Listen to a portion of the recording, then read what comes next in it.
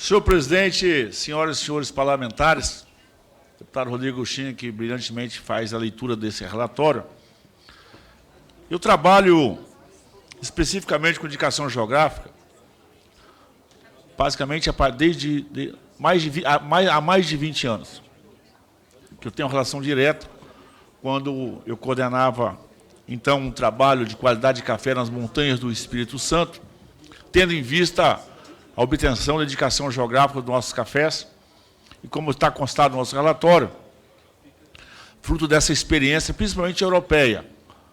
A gente conhece um pouco, naturalmente, Espanha, Itália, Portugal, França.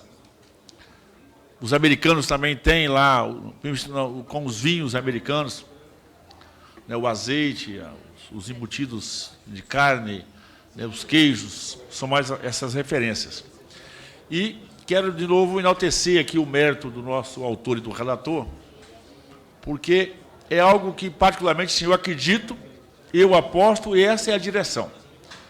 Tenho inúmeras ações aqui nessa casa, porque, quando eu trato de indicação geográfica, na verdade, ela é um grande selo de segurança, que muito mais do que, propriamente, as práticas sustentáveis que precisam de ser embutidas no processo, na origem, na extração ou no processamento, junto com a indicação geográfica, ou indicação de origem, né, você vai fazer essa combinação. Você tem também, além da qualidade do produto, relator, deputado Rodrigo Agostinho, você leva também o reconhecimento da história de um povo, da tradição, da cultura.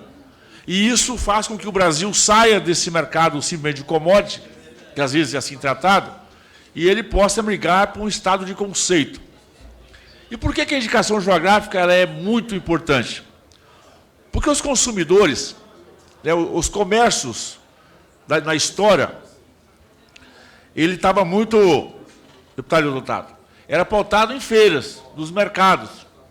E nas feiras e no mercado, você tem uma relação direta, comprador e vendedor. Você conhece o fornecedor. Né, a origem do mercado vem daí. Né, os feirantes estavam nos portos, né, lá na história, e nós ainda temos as nossas feiras, nossas cidades. E interessante, você quando vai a uma feira, você começa a fidelizar o seu fornecedor. Você compra alface do seu Pedro, você compra farinha do seu Joaquim, você pega a parte de carne de um outro, porque você tem uma relação de confiança. Você conhece a pessoa. Essa é a relação de confiança. Mas e quando o cliente está longe do fornecedor? Por isso a importância da indicação geográfica. Você começa a criar uma relação de intimidade e isso dá credibilidade. E isso agrega valor. A experiência brasileira, ela ainda, mas está muito, temos talvez pouco mais de 50, 60 produtos já nessa indicação. Eu digo do nosso Espírito Santo, por exemplo, nós temos um embutido do lombo do porco, de cultura italiana, vindo da Itália, da conservação, que é o nosso Socol, que é um embutido do lombo do porco, que os nossos imigrantes italianos trouxeram para o Brasil, preservaram o modo operante do preparo, e hoje o Socol das montanhas do Espírito Santo tem indicação geográfica. Isso permite, inclusive, exportação ou importação, essa é a referência. Volto a dizer, além do controle do processo, você também tem ali história, tradição e cultura.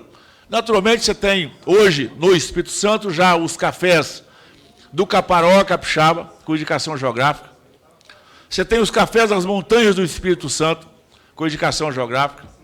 Você tem os cafés do Cerrado Mineiro. Você tem a cachaça de Paraty, citando alguns exemplos.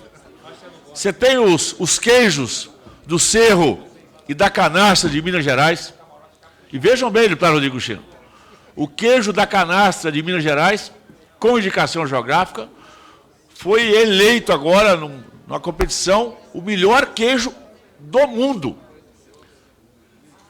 Então, olha o salto que você faz com esse passo da indicação geográfica. E no mérito, o Rodrigo Agostinho trata disso, nós precisamos de olhar para a floresta brasileira ou a Mata Atlântica, ou o Cerrado, ou a Floresta Amazônica, ou a Caatinga, ou seja, como também uma oportunidade.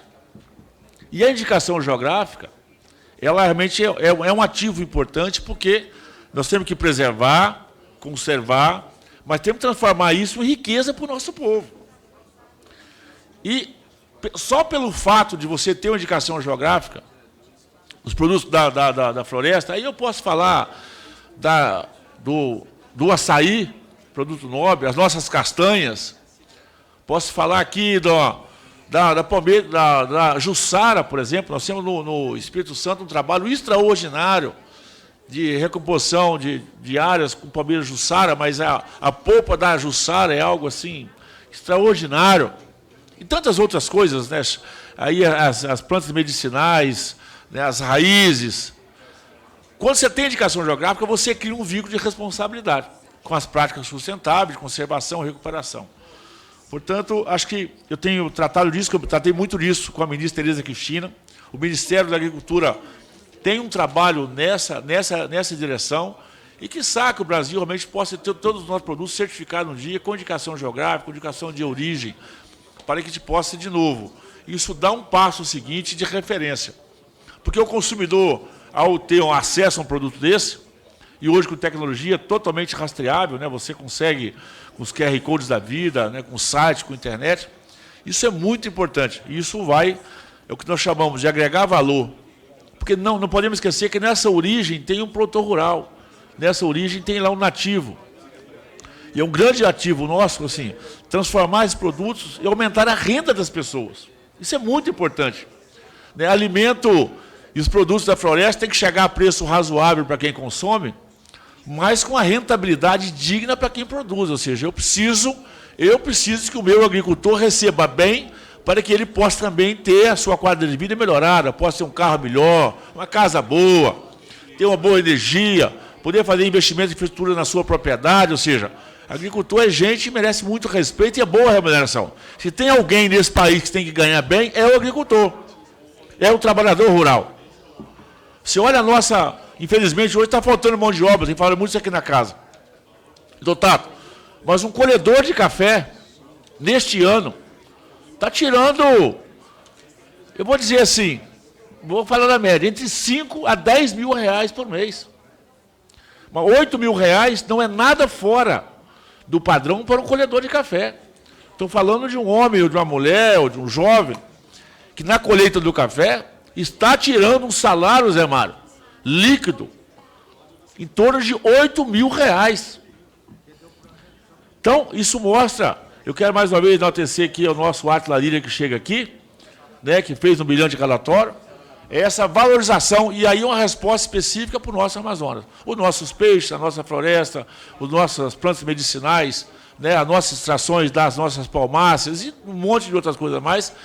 O Brasil precisa de ter realmente, cada dia mais, essa política da indicação geográfica para poder fazer proteção, fazer conservação e, naturalmente, poder fazer ali remuneração melhor dos agricultores que ali estão produzindo.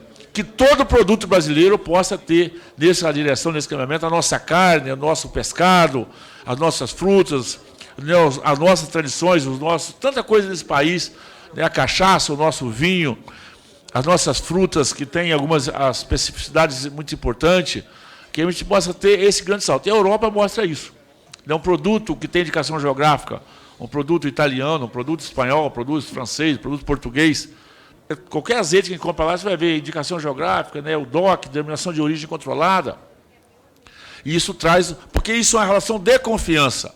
O consumidor consciente, que está disposto a pagar algo mais, ele tem na indicação geográfica essa referência, saber que por trás ali tem um acompanhamento, tem uma fiscalização, tem uma preservação de premissas culturais, ambientais, fundamentais. Nenhuma mercadoria dessa chega sem esse controle.